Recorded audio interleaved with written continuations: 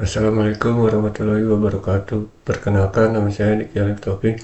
Video ini saya buat sebagai bagian dari asesmen 3 mata kuliah pengembangan profesionalisme.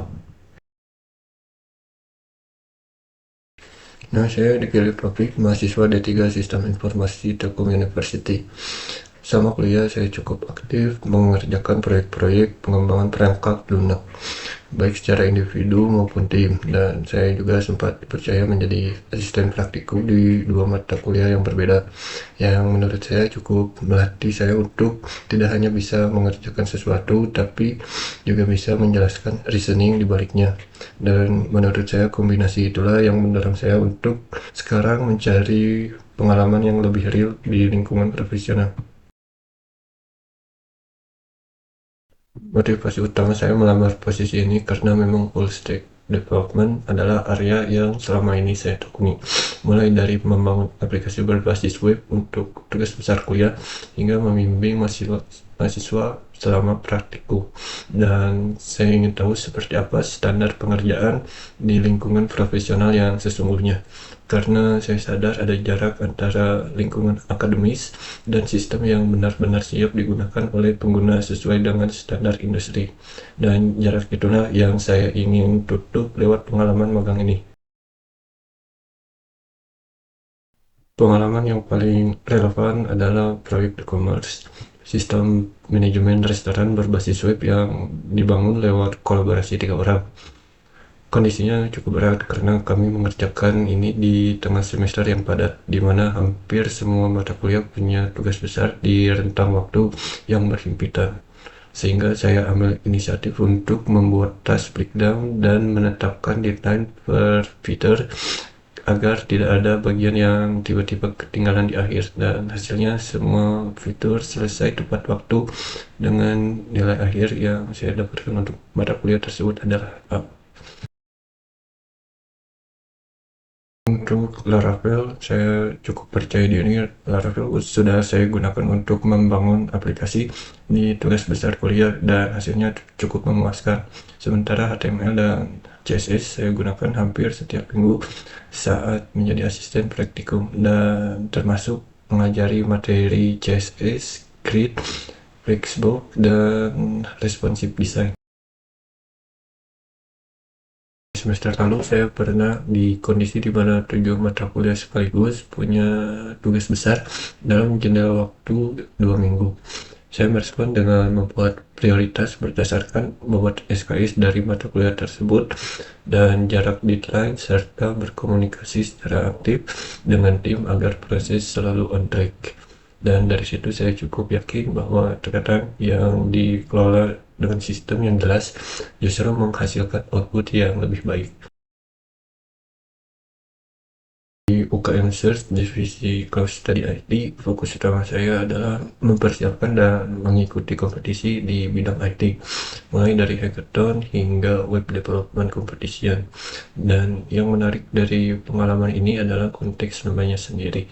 Kami harus menghasilkan solusi yang layak dalam waktu yang singkat dan terbatas, sehingga kemampuan untuk cepat menentukan trade-off atau fitur apa yang harus dikorbankan dan tetap fokus di bawah tekanan menjadi hal yang dilatih secara langsung. Dan menurut saya itu adalah keterampilan yang sulit didapat hanya dari ruang kelas. Bagi saya, nilai utama dari kemampuan full stack development bukan terletak pada kemampuan untuk membuat keputusan yang mempertimbangkan berbagai lapisan teknologi. Misalnya, ketika merancang API, saya sudah memikirkan bagaimana respon yang akan digunakan di front-end agar tidak ada logika yang miss di sisi klien dan sebaliknya. Sehingga yang saya tawarkan bukan hanya kapasitas teknis di dua keahlian ini, tapi lebih ke mindset dalam membangun sistem yang efisien secara end-to-end. Kalau saya jujur, yang paling membanggakan bukan satu pencapaian tunggal, tapi konsistensinya. Saya berhasil mempertahankan IPK 3,72 dan meraih nilai A di mata kuliah inti seperti pemrograman berorientasi objek dan pengembangan aplikasi berbasis web, dan di waktu yang bersamaan dipercaya menjadi asisten praktikum di dua mata kuliah yang berbeda. Dan yang membuat saya bangga bukan angkanya, tapi kenyataan bahwa semua itu dicapai tanpa mengorbankan satu sama lain, karena menurut saya itulah yang lebih relevan di dunia kerja, yaitu kemampuan untuk tetap konsisten dalam kondisi yang tidak selalu ideal. Dalam satu proyek kelompok, distribusi kerja tidak seimbang. Ada salah satu anggota yang tidak menyelesaikan tas sesuai komitmen awal karena sedang kewalahan di mata kuliah lain, sehingga beban mulai menumpuk ke satu dua orang, termasuk saya. Alih-alih membiarkannya berlarut, saya inisiatif untuk mendefinisikan ulang skop dan distribusi tas secara transparan, dan hasilnya semua anggota kembali punya rasa kepemilikan yang jelas atas bagiannya masing-masing. Ada satu situasi di mana seseorang anggota di tim sulit dihubungi ketika diskusi di grup, dan saya memilih pendekatan personal dengan cara saya menanyakan keadaannya secara langsung, apakah ada masalah yang sedang ia hadapi. Dari situ saya bantu pecah tasnya menjadi bagian yang lebih kecil dan ternyata berjalan cukup efektif. Dan dari pengalaman itu saya cukup yakin bahwa seseorang yang tampak sulit diajak kerjasama hampir selalu punya alasan yang bisa dipahami kalau kita mau meluangkan waktu untuk bertanya terlebih dahulu. Pendekatan saya cukup sederhana. Saya petakan dulu semua tas berdasarkan urgensi dan dampaknya. Kerjakan yang high impact dan paling dekat deadline-nya terlebih dahulu. Lalu menerapkan time blocking, bukan untuk diikuti secara kaku, tapi agar saya bisa mendeteksi lebih awal kalau ada yang mulai tidak realistis dan segera dikomunikasikan ke tim sebelum menjadi masalah yang lebih besar. Proyek yang paling kompleks menurut saya adalah barter buku kuliah, yaitu aplikasi desktop JavaFX untuk memfasilitasi pertukaran buku antar mahasiswa secara digital. Kompleksitasnya bukan dihitung dari jumlah fiturnya, tapi di lapisan algoritmik yang saya rancang sendiri.